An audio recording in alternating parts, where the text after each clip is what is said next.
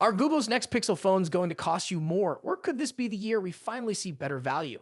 A recent leak has revealed the expected prices for the Pixel 10 series, and the changes might surprise you. While some models could keep their old prices, others may shift.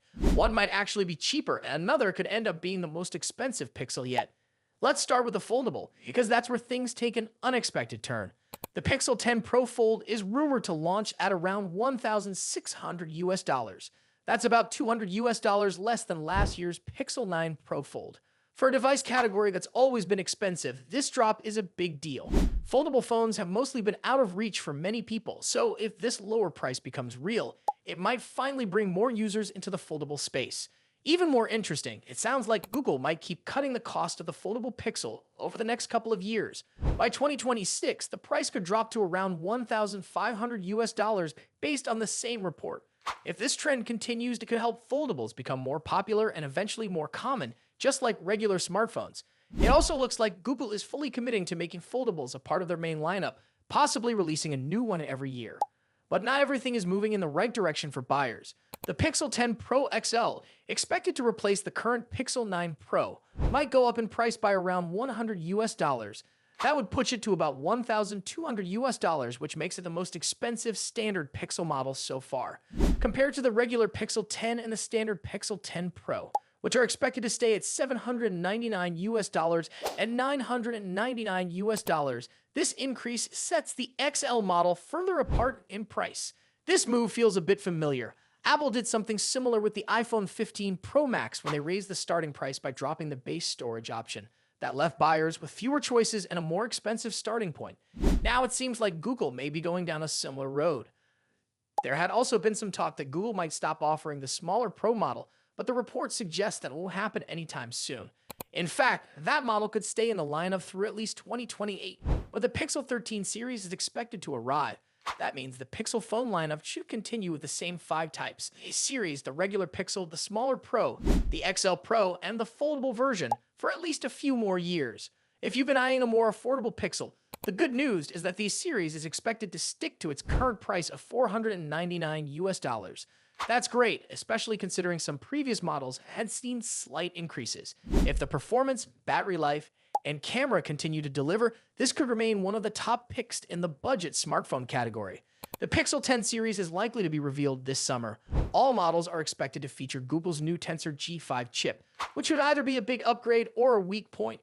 It really depends on how it stacks up against processors in Samsung and Apple phones. On the camera side, early leaks are pointing to some solid improvements across the board, especially in the higher-end devices. With the Galaxy S25 and iPhone 16 coming later this year, Google has some serious competition. Whether the Pixel 10 lineup can hold its ground remains to be seen. If you like this update and want to stay informed on the latest Pixel news, don't forget to hit like and subscribe to the channel. Thanks for watching, and we'll see you in the next video. The upcoming Pixel 10 series has been generating a lot of excitement, but a new leak suggests the performance might not meet expectations. Google's Tensor G5 processor, which was expected to bring a significant boost, might not be much different from its predecessor, the Tensor G4. This is surprising, considering Google is designing the chip completely in-house for the first time. Many had hoped this would allow the company to compete with Apple's A-series chips and Qualcomm's Snapdragon processors. However, new reports indicate that the improvements may not be as impressive as anticipated. For years, Google's Tensor chips have been produced by Samsung Foundry, incorporating elements from Samsung's Exynos processors. While Google has made customizations, Tensor chips have struggled to match the performance and efficiency of flagship competitors. That's why the decision to develop the Tensor G5 from the ground up was seen as a major step forward. Moving away from Samsung's technology and manufacturing processes, Google aimed to create a chip optimized for its Pixel devices, focusing on AI performance and power efficiency. A key change with the Tensor G5 is its production shift to TSMC, the world's most advanced contract chip manufacturer. Unlike the Tensor G4, which was built on Samsung's 4nm process, the G5 will be produced using TSMC's third-generation 3nm process, N3P. This transition should, in theory, result in a more powerful and energy-efficient chip. On paper, it seems like a great move. TSMC has a strong reputation for making high-performance, power-efficient chips, which is why companies like Apple and Qualcomm also rely on them. With these upgrades, many expected the Tensor G5 to offer a significant leap in performance. Google appeared to be taking all the right steps, switching manufacturers for better chip quality. upgrading to a more advanced fabrication process and designing the processor independently rather than relying on Samsung's Exynos architecture. But according to a leak from a Chun, the 8888, the Tensor G5 may end up performing at a level similar to the Tensor G4, with the only real difference being the shift in manufacturing from Samsung to TSMC. If this information is accurate, it would be disappointing for those who were expecting a substantial improvement in speed, efficiency, and AI capabilities. Another potential concern is the reported use of Universal Flash Storage, UFS 3.1, while other flagship smartphones are moving toward UFS 4.1.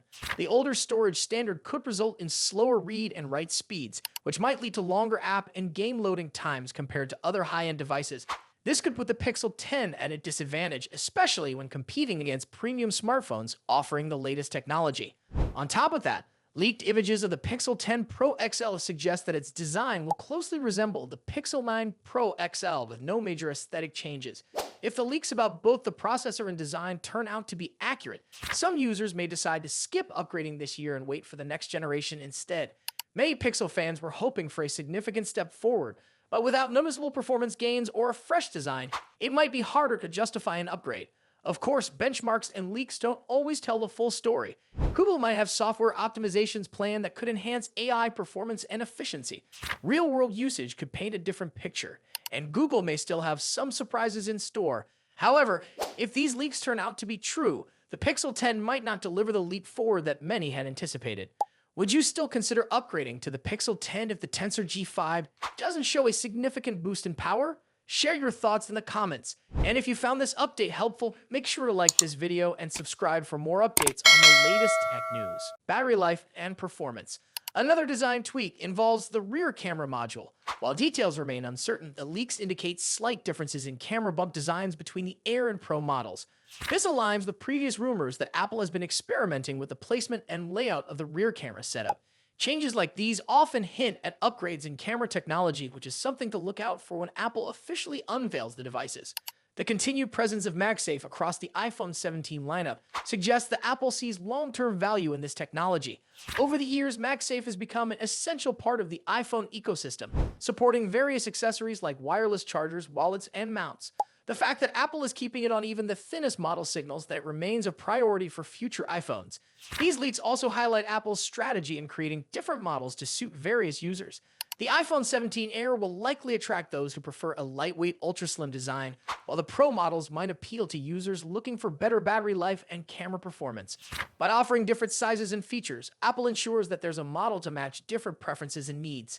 As always, it's important to take these leaks with some caution, as things can still change before the official announcement. However, if these details hold true, we can expect a thinner Air model, a thicker Pro lineup, and MagSafe sticking around for another generation. What are your thoughts on these potential changes? Do you prefer a super thin phone, or would you rather have a thicker model with better battery life? Let me know in the comments, and if you found this update useful, don't forget to like this video and subscribe for more tech news.